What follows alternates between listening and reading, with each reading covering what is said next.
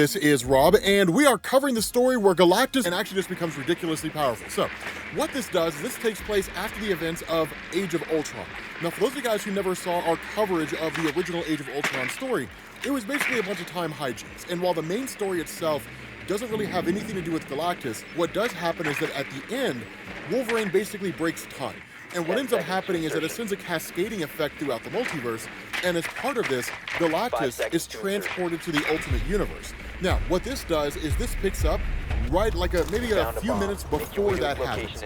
And what it does is it initially joins up with Rick Jones. Now, Rick Jones, historically speaking, in Marvel Comics and the main Marvel Universe, has always been a relatively important character, depending on what era you're talking about. For example, in the story that we recently covered, Avengers Forever, he was pretty important there. But by and large, he kind of started off as what was at one point the friend/sidekick of the Incredible Hulk, and then became a little more prominent after that. In this instance, what you have is still the kind of idea of Rick Jones being a cosmically powered being. The difference here is that he hasn't become Captain Marvel. And that was the significance that the main Marvel universe, he basically ended up joining up with Marvel, actually merging into bodies.